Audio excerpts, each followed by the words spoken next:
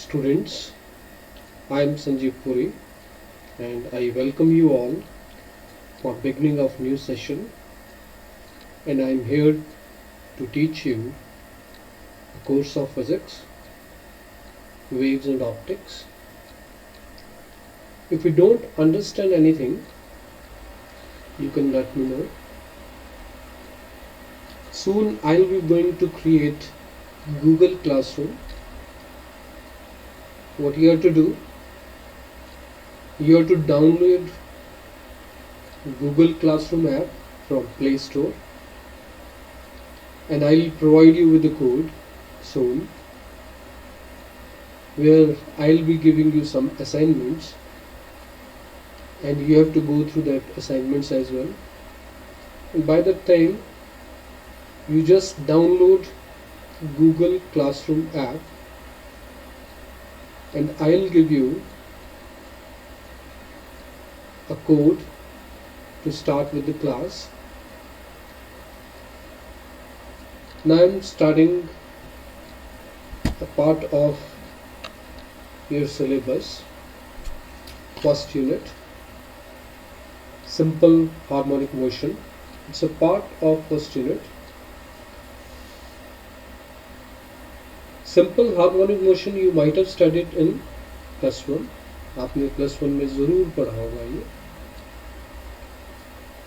My first lecture is regarding only those topics you have studied in +1. So you must be familiar with the word SHM, simple harmonic motion. What do you mean by simple harmonic motion? Motion means a body changes its position with respect to its surroundings. Harmonic means, rather simple harmonic motion means, the motion repeats itself after definite time interval. That means periodic motion. It's one aspect. Second, the variation of displacement or any other physical quantity related to it, displacement, velocity, acceleration, its change is very smooth. It smoothly increases.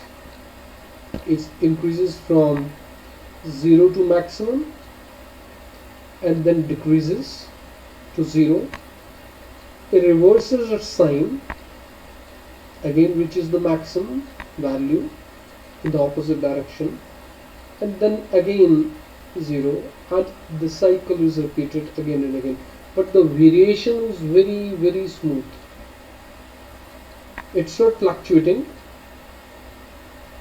एकदम से change नहीं होता है, बहुत धीरे धीरे increase होता है. That's why we can represent it by sinusoidal wave, sinusoidal function, either sine or cosine. Both are sinusoidal functions, because ये साइन और कोसाइन फंक्शन जो है, इनका जो वेरिएशन है बहुत ही स्मूथ होता है. अदरवाइज फ्लक्चुएशन नहीं होना चाहिए. ये सिंपल हार्मोनिक मोशन के लिए ज़रूरी है. That's why we represent it by y equals to a sin omega t or a cos omega t or a sin omega t plus phi. This is very much obvious in the first sheet which was provided to you before. आपको क्या करना है, इसको लिख भी लेना है. You have to write it. You have your separate notebook and you start writing. And anything, कोई भी चीज़ अगर समझ में नहीं आती है तो आप मुझे पूछ सकते हैं. So simple harmonic motion means smooth variation of displacement. It may be velocity, acceleration as well. It increases smoothly from 0 to maximum, then decreases smoothly from maximum to 0, reverses the sign, and cycle is repeated. It can be represented by sin omega t, a sin omega t, a is the amplitude, or a cos omega t, or a sin omega t plus phi, or a sin omega t plus b cos omega t. The two terms sin and cos, they have same omega, not 2 omega, 3 omega, they have same omega. If that is not same omega, it cannot be simple harmonic for sure.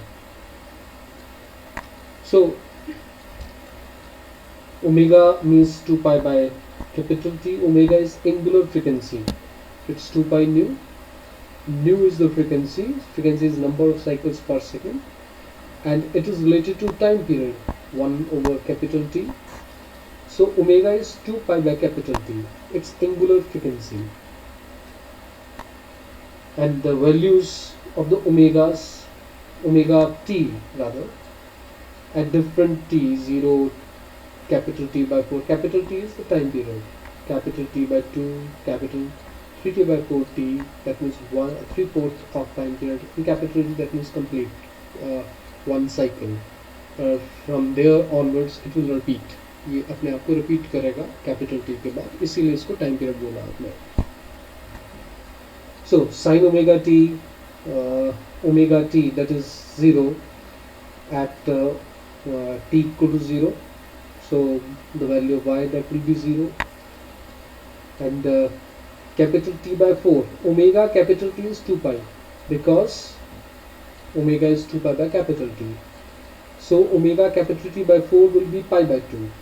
Similarly, omega capital T by 2 will be just pi, because omega capital T is 2 pi.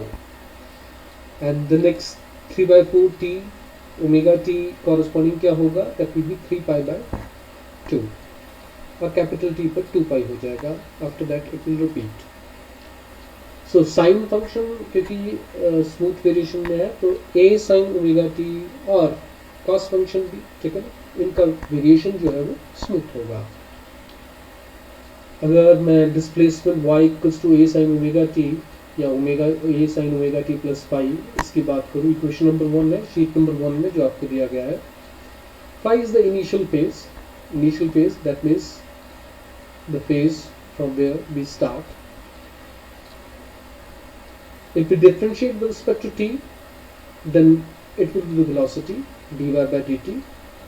V equals to dy by dt, that is equal to a is constant because it's amplitude, and cos omega t plus phi, it's the sin omega t plus phi, its derivative will be cos omega t plus phi, sin का cos हो गया, और omega T plus phi जो इसका argument है, इसका फिर further differentiation होगा with respect to t, but phi जो है इनिशियल फेज है, that is constant. Omega t is derivative with respect to t, that will be just omega, because omega is constant, वो बाहर आ जाएगा. So that's how velocity is a omega cos omega T plus phi. एक बार फिर अगर इसे differentiate करें with respect to time, with respect to t, you will get acceleration. Acceleration is dv by dt. So velocity is second equation में आपके पास जो है a omega cos omega t plus phi, उसका डेरिवेटिव करेंगे तो a omega फिर आपके पास constant है, बाहर आ जाएगा, cos का बनेगा minus sine omega t plus phi, और फिर साथ में ओमेगा t प्लस फाई का जब डेरिवेटिव होगा तो फिर आपके पास एक और ओमेगा आ जाएगा. ओमेगा इंटू ओमेगा क्या हो जाएगा, ओमेगा स्क्वायर, और माइनस साइन, क्योंकि कॉस का डेरिवेटिव माइनस में आया है, इसलिए ये टोटलिटी में क्या बन जाएगा, minus omega square a sine omega T plus phi. A sine omega T plus phi फिर दोबारा रिपीट हो चुका है because it is y. So finally it's minus omega square y. So d square y by d t square plus omega square y equal to 0. This is the differential equation of simple harmonic motion.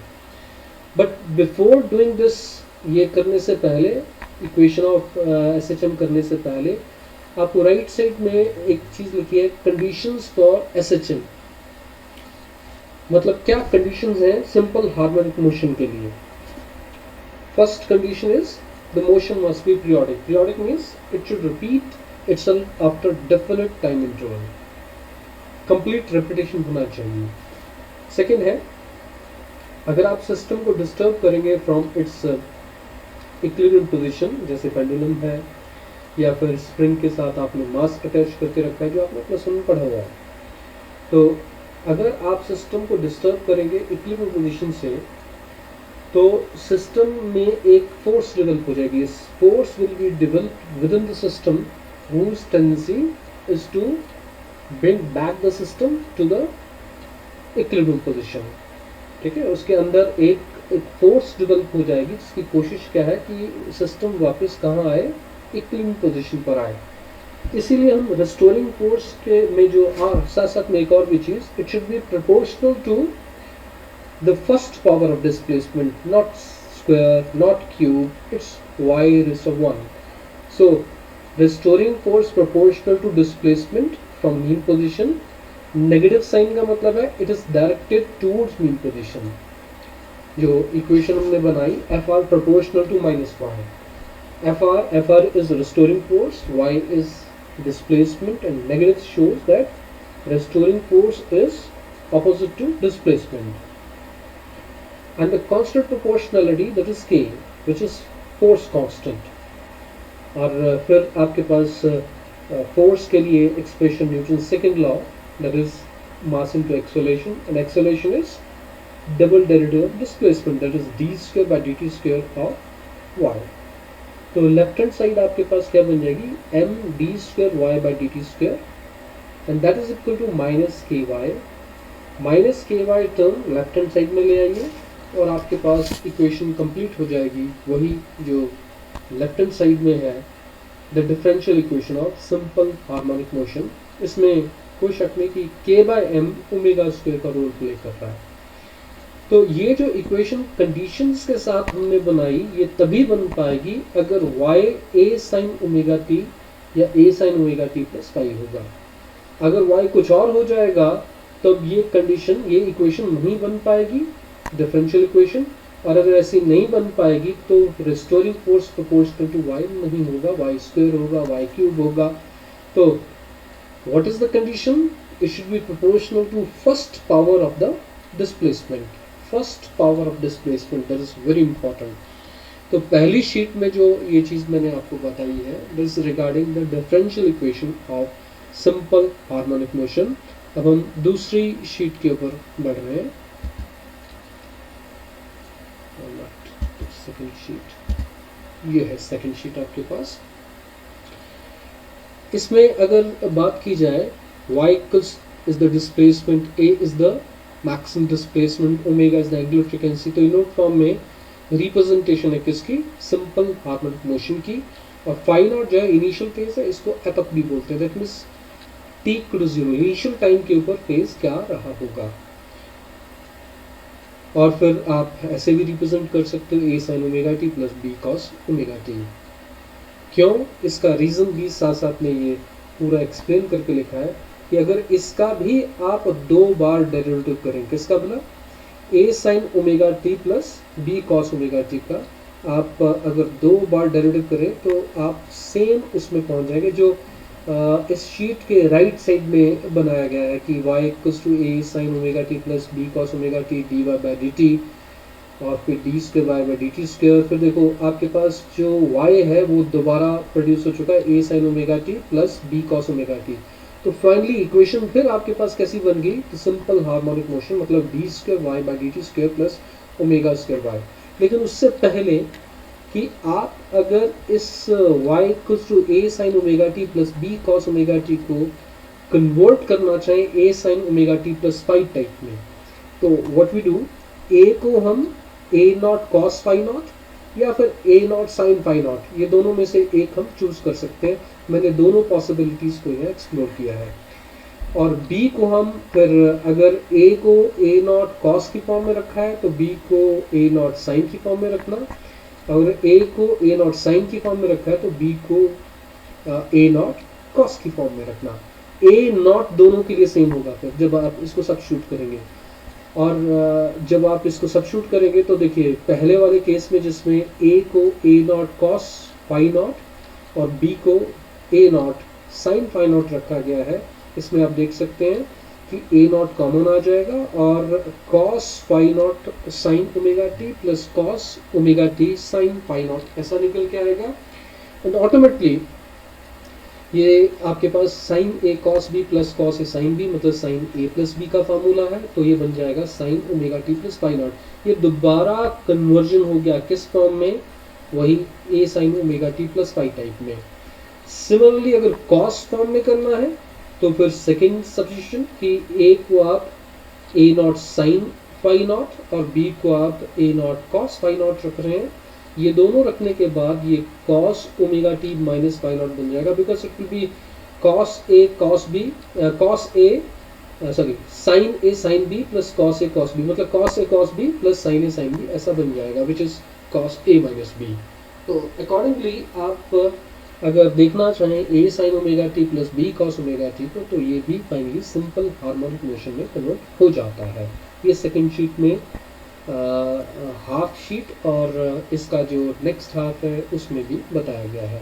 एक और note है last में, y equal to a sine omega T plus b cos 2 omega T.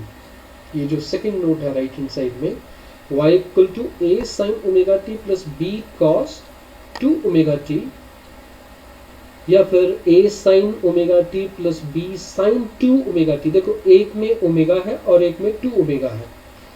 Likewise 2 omega 3 omega जो तीसरी question में बता रखा है, 3 ओमेगा टी भी बता रखा है साथ में। ये सारी इक्वेशंस ये पीरियोडिक तो हैं लेकिन सिंपल हार्मोनिक नहीं है, बिकॉज इनको आप कन्वर्ट नहीं कर सकते सिंपल हार्मोनिक मोशन की फॉर्म में। इनको कन्वर्जन पॉसिबल नहीं है, लेकिन ये पीरियोडिक जरूर है। हमारे पास एक थ्योरी है क्या कि किसी भी पीरियोडिक मोशन को या पीरियोडिक फंक्शन को आप एक्सपैंड कर सकते हैं इन terms of science and cosines, जिसमें जो ओमेगाज होंगे वो डिफरेंट होंगे, ओमेगा 2 ओमेगा 3 ओमेगा 4 ओमेगा। तो वो पीरियोडिक तो होगा बट वो सिंपल हार्मोनिक मोशन किसी भी सेंस में नहीं होगा, क्योंकि उसका वेरिएशन फिर स्मूथ नहीं रहेगा। तो एक चीज़ हमेशा ध्यान में रखिएगा, अगर एमसीक्यू आ जाए या फिर वैसे पूछा जाए कि अगर आपके पास a sine omega T plus b cos omega T है, तब तो सिंपल हार्मोनिक है क्योंकि ओमेगा सेम है दोनों में। लेकिन अगर a sine omega T plus cos 2 omega t या साइन 2 ओमेगा टी ऐसा है या 3 ओमेगा टी ऐसा है, तो ये पीरियोडिक होने के साथ सिंपल हार्मोनिक नहीं है। तो ये चीज़ हमेशा आप ध्यान में रखिए। और फिर आप एम्पलीट्यूड, ये जो लास्ट में एक क्वेश्चन दे रखा है, given displacement of particle executing SHM is y equal to a sine 5 pi t plus 30 degree. तो what is this amplitude? Amplitude is 3, because हमारे पास इक्वेशन एक्चुअली में क्या होती है, a sine omega T plus phi naught. तो a क्या बन जाएगा 3 और ओमेगा क्या बन जाएगा 5 पाई, क्योंकि t के साथ जो भी होगा वो ओमेगा होगा, तो 5 पाई दैट विल बी ओमेगा। और 30 डिग्री यहाँ क्या है, फाई नॉट का रूल प्ले कर जाएगा, दैट इज इनिशियल फेज। तो ये सारी चीज़ें आपको पता होनी चाहिए सिंपल ये चीज़ में अगर बात की जाए। अब हम अगली स्लाइड में चलते हैं। ये सारी चीज़ें यहाँ फिर इसका आंसर भी पूरा दे रखा है, जो पीछे मैंने क्वेश्चन पूछा था, फ्रिक्वेंसी, टाइम पीरियड, ये सारी चीज़ें निकाल सकते हैं। अगला जो है that is simple harmonic motion and uniform circular motion. Actually geometrical representation very very important. अगर आप चाहें तो ज्योमेट्रिकल रिप्रेजेंटेशन ज़रूर आपने प्लस 2 में फेजर डायग्राम ज़रूर पढ़ा होगा कि जो भी मैक्सिमम वैल्यू होती है, जैसे यहाँ एम्पलीट्यूड है, उसके बराबर का वेक्टर हम बना देते हैं और इसको रोटेट करवाते हैं किस फ्रिक्वेंसी के साथ, जो इस ए साइन ओमेगा टी या आपने इलेक्ट्रिक फील्ड के केस में पढ़ा होगा ई साइन ओमेगा टी टाइप में, तो या ई साइन थीटा की टाइप में। तो जो भी फेज है उसमें जो फ्रिक्वेंसी ओमेगा टी निकल के आएगा, दैट मीन्स एंगुलर फ्रिक्वेंसी, उसी फ्रिक्वेंसी के साथ ये रोटेटिंग वेक्टर होगा जिसका मैग्नीट्यूड किसके बराबर होगा, इक्वल टू द एम्पलीट्यूड। तो एम्पलीट्यूड के बराबर, दैट मीन्स ए के बराबर आप एक वेक्टर कंसिडर कर जाएंगे और उसको रोटेट करें with the same angle frequency omega, तो इसकी प्रोजेक्शन अगर मैं एक्स एक्सिस या वाई एक्सिस के ऊपर देखूं तो वो कैसी बन जाती है। अगर मैं सपोज ए से शुरू होता, ए पॉइंट इस शीट नंबर 3 में ए पॉइंट इस डायग्राम के ऊपर है, T equal to 0, that means I am starting from this point. इसके कॉरस्पॉन्डिंग जो एंगल आप देखो that is phi naught, that means initial phase। और फिर ये t टाइम के बाद b पॉइंट तक पहुंच गया, दैट मीन्स इसकी एंगुलर फ्रीक्वेंसी कितनी है, दैट इज ओमेगा। तो कितना एंगल इसने आगे प्रोसीड किया, दैट इज ओमेगा टी। तो आपके पास टोटल एंगल ही कितना बन गया, omega T plus phi naught. और इसकी प्रोजेक्शन अगर y एक्सिस के ऊपर देखें तो y बन जाएगी, एंड y को अगर देखा जाए तो आप हमेशा कर सकते हैं y डिवाइडेड बाय a। अगर आप यहाँ ट्राइंगल कंप्लीट कर जाएं, जैसे यहाँ कंप्लीट नहीं किए, खैर बात अलग, लेकिन y divided by a rather complete भी है इन वे। OMB इज अ ट्राइंगल जिसमें y जो है OM है और OB किसके बराबर है, equal to the amplitude a, क्योंकि OAB a है और OB भी a है, which is the maximum displacement. तो y divided by OB that means a, that will be equal to sin omega t plus phi naught. तो y आपके पास क्या बन जाएगा, that will be a sin omega t plus phi naught। इस तरीके से आप इसको प्रोजेक्शन की टर्म्स में देख सकते हैं, projection on y axis. Similarly अगर प्रोजेक्शन x एक्सिस के ऊपर देखी जाए तो ये किस फॉर्म में आ जाएगा, cos की फॉर्म में आ जाएगा। तो ये आपकी मर्जी है, आप cos की फॉर्म में चलना चाहते हैं कि sin की फॉर्म में चलना चाहते हैं। अगर sin की फॉर्म में चलना है तो आपको प्रोजेक्शन करना पड़ेगा कहाँ, ऑन द y एक्सिस। और अगर आपने cos की फॉर्म में चलना है तो प्रोजेक्शन कंसिडर करना पड़ेगा x एक्सिस के ऊपर। और ये जो प्रोजेक्शन है, जैसे जैसे ये वेक्टर रोटेट करेगा वैसे वैसे प्रोजेक्शन भी चेंज होगी। जैसे आपके पास सपोज ये जो पार्टिकल है पहले क्वाड्रेंट में मोशन करता है, तो जो प्रोजेक्शन है O टू Y जाएगी। सेकेंड क्वाड्रेंट में जो मोशन करता है प्रोजेक्शन है Y टू O वापस जाएगी। फिर थर्ड क्वाड्रेंट में मोशन करता है तो प्रोजेक्शन O से Y डैश की ओर जाएगी। और फोर्थ क्वाड्रेंट में वापसी करता है तो Y dash to O projection वापस जाएगी। तो प्रोजेक्शन की ऑसिलेशन होगी, आप ऐसा कर सकते हैं, ठीक है। प्रोजेक्शन की ऑसिलेशन, किसके प्रोजेक्शन की ऑसिलेशन, इस रोटेटिंग वेक्टर, मतलब OA या OA को जो आपने कंसिडर किया है, जो रोटेट करना शुरू किया है A पॉइंट से, इसकी प्रोजेक्शन आप y एक्सिस के ऊपर देखो तो साइन फॉर्म में आप देख सकते हैं। तो इसकी प्रोजेक्शन ऑसिलेट कर रही है O to Y, Y to O, O to Y dash to O, इस तरीके से। और ये पूरा साइन फॉर्म में बताया जा सकता है। तो that's all simple harmonic motion और सर्कुलर मोशन के बीच में भी आप रिलेशनशिप बता सकते हैं। और ये सर्कुलर मोशन अगर मैं कंसिडर करूं तो इसकी दोनों प्रोजेक्शन कॉस और साइन की फॉर्म में आप देख सकते हैं। इन ए वे आप सर्कुलर मोशन को कंसिडर कर सकते हैं as being made up of two mutually perpendicular oscillations, X axis के ऊपर और वाई एक्सिस के ऊपर आप कंसिडर कर सकते हैं। लेकिन फिलहाल ये कि आप इसको प्रोजेक्शन की फॉर्म में भी देखना चाहें तो देख सकते हैं। ज्योमेट्रिकली आप इस तरीके से इसको डील कर सकते हैं। फिर इसके बाद अगर बात की जाए वेलोसिटी की, तो velocity is the first derivative. Right hand side में velocity, rate of change of displacement v is dy by dt of a sin omega t plus phi naught. तो साइन का फिर डेरिवेटिव मैंने आपको थोड़ी देर पहले भी बताया था, कॉस साइन की, साइन का क्या बन जाएगा, कॉस बन जाएगा। और omega T plus phi naught का जब डेरिवेटिव करोगे तो फाई नॉट बीइंग कांस्टेंट 0 हो जाएगा, ओमेगा बाहर आ जाएगा और टी का विद रिस्पेक्ट टू t1 बन जाएगा, तो ओमेगा बाहर आएगा। रादर आप ऐसा कर सकते हैं, velocity will be a cos omega t plus phi naught into omega, वो ओमेगा मैंने पहले लिख दिया, तो क्या बना आपके पास a omega cos omega t plus phi naught. तो और एक्सेलरेशन की बात करें तो एक बार फिर आप डेरिवेटिव कर लीजिए, और एक बार फिर डेरिवेटिव करने के बाद आपके पास ये रिजल्ट क्या बन जाएगा, minus omega square a sine omega t plus phi naught. और a sine omega t plus phi naught क्या है, फिर से y है, तो माइनस ओमेगा स्क्वायर y इसको कंसिडर कर सकते हैं। तो तीनों को मैंने दोबारा लिख दिया लास्ट में, y equal to a sine omega t which is displacement, velocity आपके पास a omega cos omega t, ठीक है, और एक्सेलरेशन आपके पास माइनस ओमेगा स्क्वायर y या फिर minus omega square a sine omega t। तो वेरिएशंस भी आप तीनों को ग्राफिकली देख लीजिए, y का वेरिएशन बता रखा है पहले ग्राफ में, दूसरा वेलोसिटी का, तीसरा एक्सेलरेशन का। तो पहले को अगर देखूं तो पूरा साइन फॉर्म है, दूसरे को देखूं तो पूरा आपको साइन फॉर्म में आ चुका है, और तीसरे को फिर देखूं साइन फॉर्म में, लेकिन y और a में फर्क है, डिस्प्लेसमेंट और वेलोसिटी में क्या फर्क है। ये जो लूप्स है, लूप्स नहीं कहना चाहिए मुझे, ये जो आपके पास अपर पोर्शन है अपर प्रोफाइल है वो लोअर प्रोफाइल में चेंज हो चुका है, because it's minus omega square Y, minus sine की होने की वजह से ये पूरी कर्व जो है वो उलट चुकी है। अगर मैं एक्सेलेरेशन की टर्म में बात करूं तो आप ग्राफिकली इस तरीके से डील करोगे अगर बात की जाए। तो ये चीज़ आप हमेशा याद रखिएगा कि आप क्या कर रहे हैं। तो नेक्स्ट 4th स्लाइड में हम चलते हैं। 4 स्लाइड्स में वैल्यूज़ दे रखी हैं जो हमने ग्राफ प्लॉट किया उसके लिए, जो पहले तीसरी शीट में हमने ग्राफ प्लॉट किया था उसके लिए बात हुई।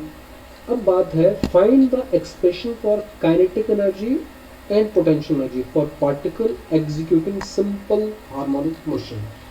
ये सारी चीज़ें मैं डिटेल में बता रहा हूँ, इसमें कोई शक नहीं, लेकिन अगर आपको कोई भी चीज़ समझ में ना आए तो आप हमेशा पूछ सकते हैं। कोई भी चीज़ if you don't understand please let me know, मैं ये सारी चीज़ें आपको बता दूंगा। आज के लिए मैं ये 4th शीट ही करूँगा, फिर 5th और 6th शीट में कल आपको, कल की बजाय मतलब परसों, क्योंकि संडे को नहीं होगा, वर्किंग डेज में ये मैं चीज़ किया करूँगा। तो find expression for kinetic energy and potential energy for a particle executing simple harmonic motion. और टोटल एनर्जी के लिए एक्सप्रेशन आपके पास क्या हो जाएगा, it will be sum of kinetic energy and potential energy. So potential energy आप कैसे बताओगे? पोटेंशियल एनर्जी सिस्टम की क्या होती है? Because of its configuration. So when a system is disturbed from equilibrium configuration, then force gets developed within the system which tries to bring back the system to its equilibrium position. Restoring force हुआ। Further displacement के लिए आपको work करना पड़ेगा। Okay, पहले restoring force minus K Y, negative sign का मतलब अभी मैंने आपको बताया था, directed towards mean position. Restoring force is directed towards mean position. Now for further displacement आपने जो भी वाई डिस्प्लेसमेंट कंसिडर किया उसमें थोड़ी सी और displacement D Y, very very small amount, क्योंकि अगर आपने ज़्यादा अमाउंट दे दिया वाई में फर्दर तो रिस्टोरिंग फोर्स खुद ही चेंज हो जाएगी। तो फिर मैं उस छोटी सी डिस्प्लेसमेंट की जिसकी बात कर रहा हूँ उसमें रिस्टोरिंग फोर्स को कांस्टेंट ट्रीट नहीं कर पाऊंगा। कांस्टेंट नहीं है restoring force, but for very small displacement D Y it can be assume to be almost same. मतलब y और y प्लस डी वाई में मैं restoring force minus K Y इसको कंसिडर कर सकता हूँ, और इतनी ही फोर्स मुझे दूसरी डायरेक्शन में लगानी पड़ेगी for further displacement, otherwise displacement नहीं होगी, रिस्टोरिंग फोर्स को वापस ले आएगा। तो हम क्या कंसिडर कर रहे हैं कि एज इफ कि भी रिस्टोरिंग फोर्स किसी डिस्प्लेसमेंट y पर कितनी है, माइनस के वाई, और आपने फर्दर डिस्प्लेसमेंट किया डी वाई, तो आपको रिस्टोरिंग फोर्स से ऑपोजिट डायरेक्शन में फोर्स लगानी पड़ेगी। राइट हैंड साइड में बता रखा है F minus F R vector, F vector equals to minus F R vector. That means जो आप फोर्स अप्लाई करेंगे वो रिस्टोरिंग फोर्स के एकदम क्या होगा, दैट विल बी ऑपोजिट। तो रिस्टोरिंग फोर्स मैग्नीट्यूड में अप्लाइड फोर्स मैग्नीट्यूड में रिस्टोरिंग फोर्स के बराबर ही होगा, बट ऑपोजिट डायरेक्शन में होगा। तो what will the work done, ये हमारी जो फोर्स है वो कितना काम करेगी, force into displacement, that means F into D Y, और एफ कितना है, के वाई। यहाँ मैंने माइनस के वाई नहीं लिखा बिकॉज अभी मैं रिस्टोरिंग फोर्स नहीं, फोर्स जो आप रिस्टोरिंग फोर्स के अगेंस्ट बात कर रहे हैं उसकी बात हो रही है, तो ऑटोमेटिकली साइन इसका प्लस हो जाएगा। तो टोटल वर्क कितना हो जाएगा, that is K Y into, total की बजाय work for the small displacement D Y कितना हो जाएगा, के वाई डी वाई। और अगर डिस्प्लेसमेंट 0 to y हुई है तो टोटल वर्क कितना हो जाएगा, दैट विल बी, आप इंटीग्रेट करेंगे 0 to y, it will be half के वाई स्क्वायर। तो ये आपके पास पोटेंशियल एनर्जी के लिए एक्सप्रेशन आ गया। और y किसके बराबर होता है, that is a sin omega T plus phi naught. तो a की वैल्यू भी सब्स्टिट्यूट कर सकते हो, मतलब अगर मैं half m omega square Y square लिख रहा हूँ तो ये y की टर्म्स में एक्सप्रेशन है, potential energy in terms of y हो गया। और y को अगर मैं a sin omega T plus pi not कर देता हूँ, यहाँ y स्क्वायर है तो उसकी स्क्वायर हो जाएंगे, a square sine square omega T plus pi naught आ जाएगा यहाँ, और ये टाइम के टर्म्स में आ जाएगा क्योंकि अब y की बजाय हमने omega T plus pi not मतलब t की टर्म में इसको एक्सप्रेस कर दिया है। तो this will be the potential energy. अब अगर मैं काइनेटिक एनर्जी की बात करूँ, काइनेटिक एनर्जी किसकी वजह से होती है, it is because of the just because of the configuration, because of the motion. तो आप कैसे लिखते हैं, हाफ एम वी स्क्वायर। तो वेलोसिटी अभी आपने एक्सप्रेशन भी डिराइव किया था, a omega cos omega T plus phi naught, या फिर आप वेलोसिटी को y की टर्म में भी सब्स्टिट्यूट कर निकाल सकते हैं। ए ओमेगा वैसे का वैसे रहने दे दिया, और कॉस थीटा अगर बोला जाए, कॉस थीटा क्या होता है आपको पता है, sign square theta plus cos square theta 1 होता है। तो कॉस स्क्वायर थीटा क्या हो जाएगा 1 माइनस साइन स्क्वायर थीटा। तो कॉस थीटा क्या हो जाएगा 1 minus sine square theta under root. तो अगर मैं वो करूँ तो आपके पास क्या बन जाएगा a omega under root 1 minus sine square omega T plus pi naught under root. अब ए को मैं अंडर रूट के अंदर अगर ले जाऊँ तो वो स्क्वायर की फॉर्म में जाएगा, तो a square minus a square sine square omega T plus pi naught ये बन जाएगा। और a sine omega T plus pi naught क्या है, दिस इज वाई। तो ऑटोमेटिकली क्या बन जाएगा omega a square minus y square. तो मैं वेलोसिटी को टाइम की टर्म में which is a omega cos omega T plus pi naught, और वाई की टर्म्स में which is a square minus y square under root, इन दोनों की फॉर्म में रखना चाहूँ तो रख सकता हूँ। और मैंने सीधा वेलोसिटी स्क्वायर को रखना क्योंकि मेरे एक्सप्रेशन में वेलोसिटी स्क्वायर है, हाफ एम वी स्क्वायर है, तो वी स्क्वायर की वैल्यू को सब्स्टिट्यूट करेंगे। तो जब आप सब्स्टिट्यूट करेंगे a omega cos omega T plus pi naught, तो ये a square omega square cos square omega T plus pi naught में जाएगा। और अगर मैं omega under root a square minus y square मतलब डिस्प्लेसमेंट की टर्म में रखता हूँ तो क्या जाएगा आपके पास ओमेगा स्क्वायर अंडर रूट खत्म हो जाएगा ए स्क्वायर माइनस वाई स्क्वायर। तो ये y और टाइम की टर्म में फिर दोबारा लिखे गए। अब अगर मैं टोटल एनर्जी की बात करूँ तो आपके पास अगर डिस्प्लेसमेंट की टर्म में देखना है तो डिस्प्लेसमेंट वाले ऐड कर दो, मतलब आपके पास 1 एंड 2 ऐड किए जाएंगे। और अगर मैं टाइम की टर्म में करना चाहूँ तो 1 डैश और 2 डैश जो sign square omega T plus pi not cos square omega T plus pi not ऐसा पड़ा हुआ है, तो ये ऐड करेंगे। अगर टाइम की टर्म में करना टाइम की टर्म में कर लो, अगर वाई की टर्म में करना वाई की टर्म में कर लो। When you will add finally दोनों में result half m omega square a square होगा। रीजन बीइंग जब 1 और 2 को ऐड करोगे तो आपके पास एक में प्लस वाई स्क्वायर है, एक में माइनस वाई स्क्वायर है, कैंसिल हो जाएंगे, बचेगा क्या half m omega square a square. और अगर मैं 1 डैश और 2 डैश को ऐड करता हूँ तो sign square omega T plus cos square omega T वो 1 बन जाएगा, और बाकी कॉमन जो आया फैक्टर वो क्या है half m omega square a square, half m omega square a square common आ जाएगा into sine square omega T plus pi naught plus cos square omega T plus pi naught ये आ जाएंगे, और दोनों आपके पास ऐड होकर 1 बन जाएंगे। और finally expression half m omega square a square, मतलब चाहे मैं y की टर्म में ऐड करूं चाहे मैं t की टर्म में ऐड करूं, एक्सप्रेशन आपके पास half m omega square a square यही रहेगा, and it will be constant y में भी और t में भी। ना तो इसमें y बचा ना इसमें t बचा, इसका मतलब टोटल एनर्जी आपके पास कांस्टेंट रहेगी, चाहे आप y की टर्म में बात करो चाहे आप t की टर्म में बात करो। और दोनों के ग्राफ्स, चाहे मैं y की टर्म में कहूँ चाहे मैं t की टर्म में कहूँ, दोनों के ग्राफ्स बता रखे। पहला जो ग्राफ है जो एक्सटेंड कर रहा है क्योंकि टाइम वापस नहीं आता है, टाइम आगे बढ़ता है, तो ये आगे की ओर। अगर एक और बात कि साइन की फॉर्म में साइन स्क्वायर अगर आ गया है तो नेगेटिव नहीं होगा, साइन खुद में नेगेटिव हो सकता है लेकिन साइन स्क्वायर आपके पास ठीक है पॉजिटिव हो जाएगा अगर नेगेटिव भी है, और कॉस में भी यही चीज़ रहेगी। तो ये दोनों कर्व्स नेगेटिव कभी नहीं जाएंगी अगर बात की जाए। तो अगर मैं कहूँ कि साइन स्क्वायर की फॉर्म में क्या है दैट इज डिस्प्लेसमेंट, तो फिर वो 0 से शुरू होगी, और कॉस स्क्वायर की टर्म्स में क्या है that is velocity, that means the kinetic energy. इसका मतलब है displacement and kinetic energy. Displacement से रिलेटेड क्या है द पोटेंशियल एनर्जी, और वेलोसिटी से रिलेटेड क्या है द काइनेटिक एनर्जी। तो अगर मैं कहूँ कि भाई साइन स्क्वायर की फॉर्म में क्या है, साइन स्क्वायर की फॉर्म में आपके पास है द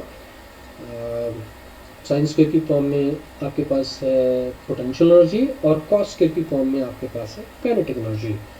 तो साइन स्क्वायर वाली टर्म 0 से शुरू होगी और कॉस स्क्वायर वाली टर्म मैक्सिमम से शुरू होगी। तो ये आप जरूर ध्यान में रखिएगा, लेकिन दोनों का सम हमेशा आपके पास क्या रहेगा कांस्टेंट रहेगा। तो पहला टाइम की टर्म में है और दूसरा वाई की टर्म्स में है, जो लास्ट वाला ग्राफ है that is in terms of Y. तो ये दोनों ग्राफ्स को आप डील कीजिएगा, नहीं समझ में आएगा मुझसे पूछिएगा। आज तक के लिए मैं इतना दूंगा।